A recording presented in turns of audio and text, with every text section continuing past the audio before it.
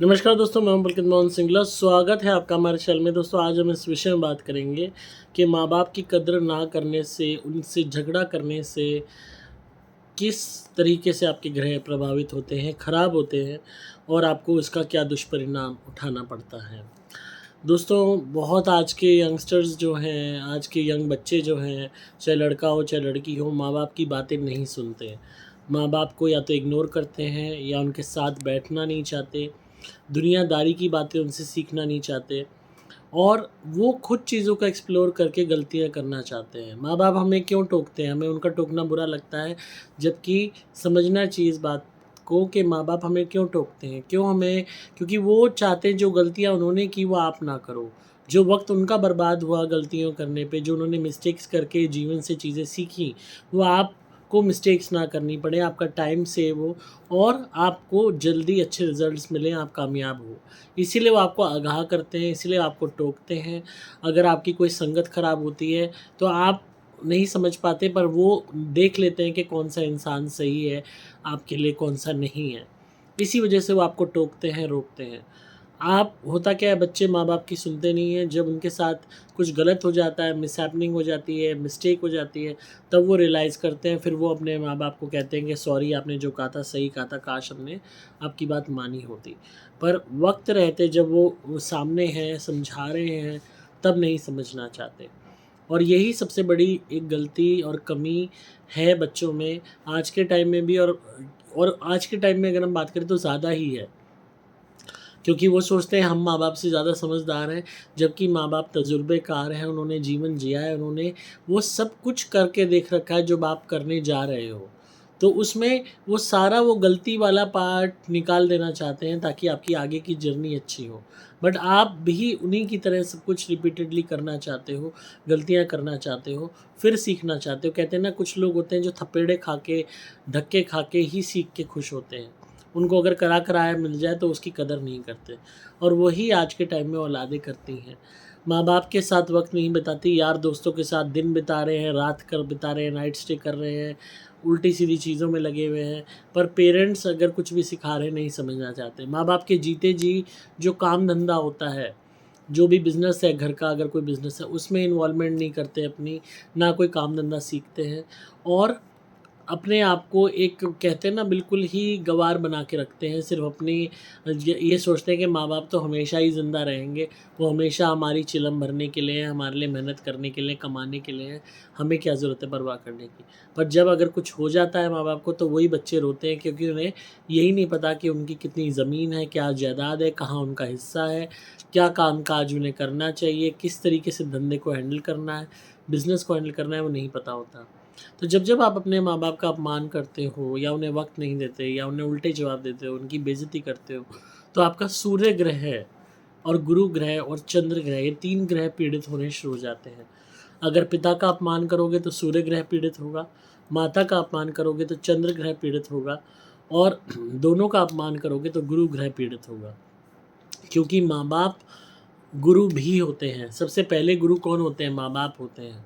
जो आपको सही-गलत की शिक्षा देते हैं, जीवन की शिक्षा देते हैं, बोलना सिखाते हैं। उनसे बड़ा गुरु इस दुनिया में कोई आपको मिल ही नहीं सकता। आपके कितने ही आप हायर एजुकेशन ले रहे हो, मेडिकल साइंस की ले रहे हो, किसी भी चीज़ की ले रहे हो, इंजीनियरिंग की ले रहे हो, सॉफ्टवेयर की ले रहे हो, ये कुछ भी नहीं है, ज़ीरो है उसके आगे। क्योंकि अगर आपको बोलना ही नहीं आता होता, तो आप कहाँ से ये सब एजुकेशन हासिल करते? तो सबसे पहले गुरु आपके माँ-बाप हैं, जिन्होंने आपको आवाज़ दी, आपको सिखाया माँ बोलना, बाप बोलना, अक्षरों का ज्ञान दिया। आपको शुरुआत से बोलना सिखाने वाला सबसे बड़ा गुरु होता है। चलना सिखाना सबसे बड़ा गुरु होता है। अदरवाइज़ आप हैंडीकैप रहते अगर आपके माँ-बाप आपको चलना ना सिखाते। तो ये कितना बड़ा उन्होंने आपके जीवन को बदला है, आपको चलना सिखा के, बोलना सिखा के, कि उसका कंपैरिज़न कोई नहीं कर सकता।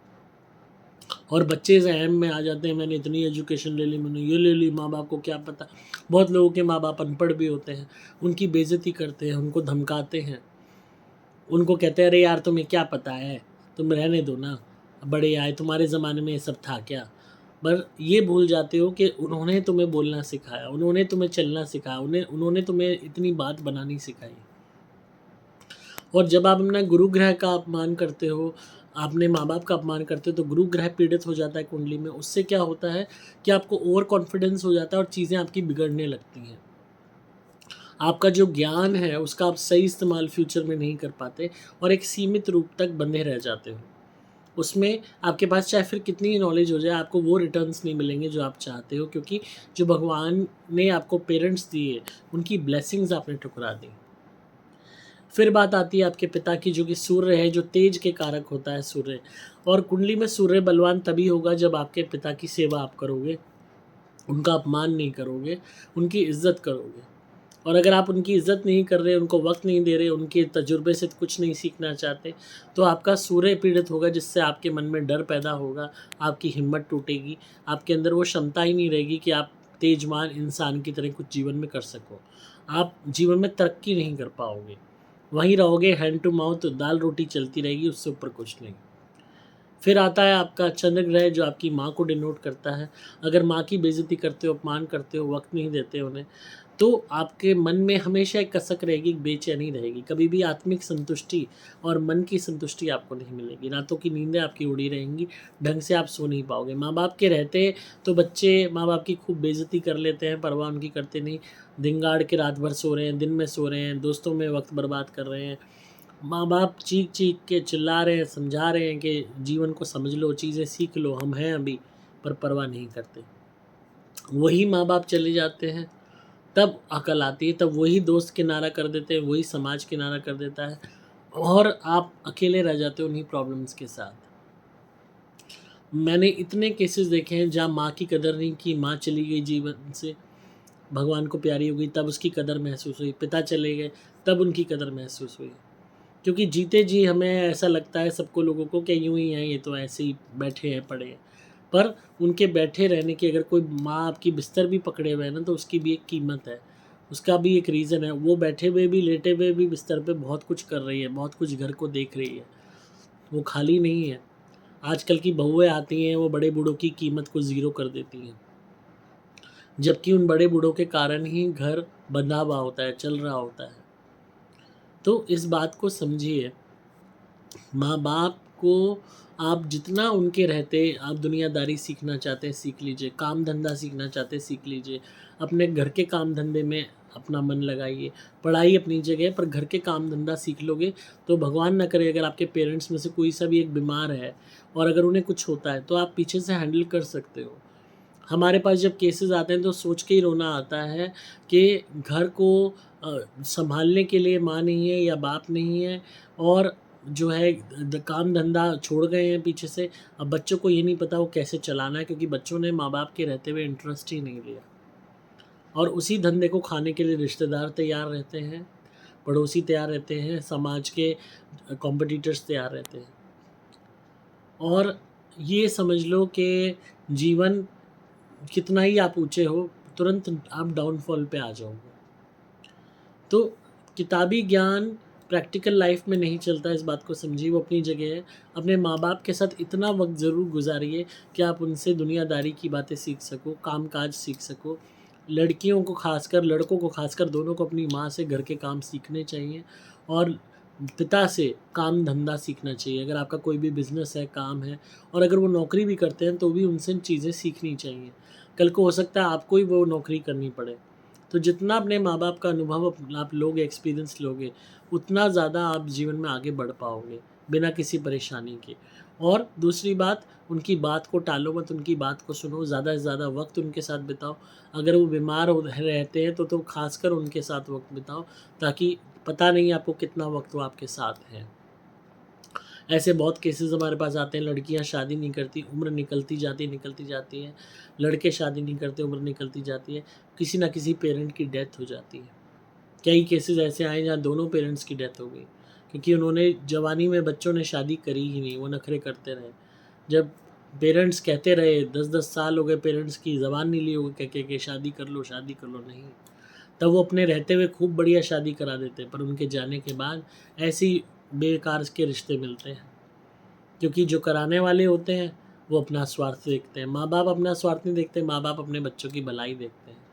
पर जो पड़ोसी हैं, रिश्तेदार हैं, बाहरी सामाजिक मित्र हैं, वो सिर्फ अपना स्वार्थ देखेंगे, कोई ना कोई गलत उसमें फंसवा देंगे। वही वो लोग करते हैं, मौका देखते हैं कि वो देखते हैं माँ नहीं है या बाप नहीं है या दोनों नहीं है। तो ये आपकी खुद की कमबख्ताई होती है, गलती होती है, आपका खुद का कर्म खराब होता है कि आपने अपने भगवान रूपी माँ-बाप की कदर नहीं की होती। जब वो होते हैं तो उनकी कदर नहीं की होती। जब वो चले जाते हैं तब उनकी कदर महसूस होती है। तो इसलिए समझिए इस बात को। और खाली बात ग्रहों की नहीं है कि ग्रह पीड़ित, ग्रह तो आपके हर एक्शन से पीड़ित होंगे, चाहे कोई सा भी ग्रह है। पर जितना आप अपने माँ-बाप को वक़्त दोगे, जितना आप उनके साथ वक़्त बिताओगे, उतना आपके जीवन सफल होगा। बाहरी यार दोस्त क्या हैं? आज मिले हैं, कोई आपको पाला तो नहीं है उन्होंने, पैदा आपको नहीं किया, आप पे पैसा नहीं खर्च रहे, आप कौन है वो? वो सिर्फ़ आपके साथ जब तक हैं, जब तक उनका मतलब पूरा हो रहा है। उसके बाद उन्हें आपसे कोई लेना-देना नहीं होगा।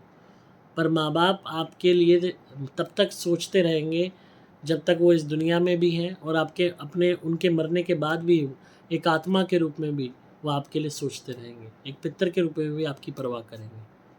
तो इतना डिवोशन देने वाला कोई आपको मिल सकता है बाहर क्या?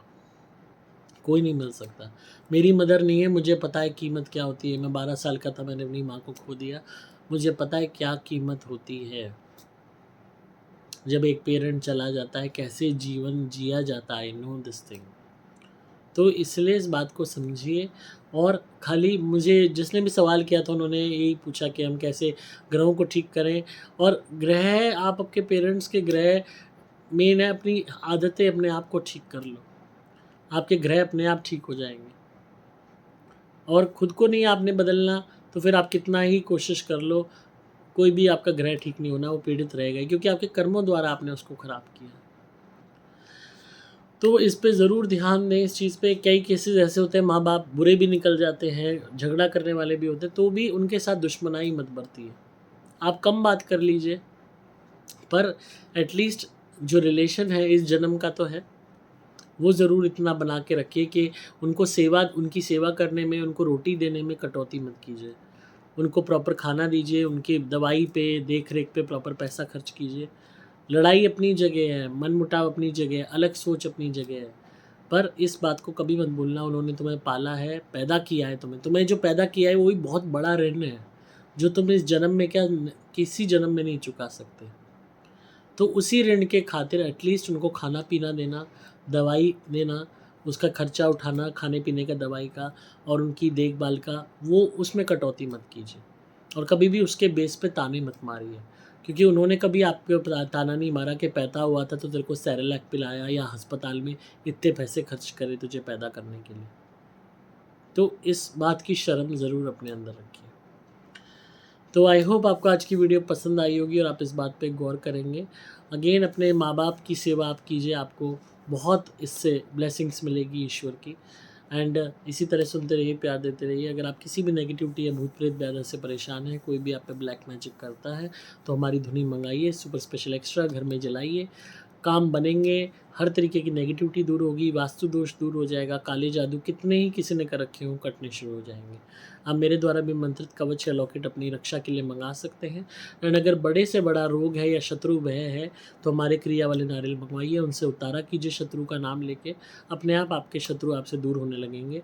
चाहे भूत-प्रेत व्याधा हो, काला जादू हो या कोई जीवित व्यक्ति आपको परेशान कर रहा हो, हमारे नारियल से उसका नाम लेके उतारा करके नारियल जलाइए, आराम आता चला जाएगा और बंदा अपने आप आपसे दूर हो जाएगा। आप क्रिया वाले नारियल मंगवा सकते हैं। आपको सिंपली मोबाइल नंबर 8130331007 पे व्हाट्सएप मैसेज करना होगा। नंबर दोबारा बोल रहा हूँ, 8130331007। डिस्क्रिप्शन में आपको डिटेल्स मिल जाएगी। मैं हूँ आपका दोस्त पुलकित मोहन सिंगला।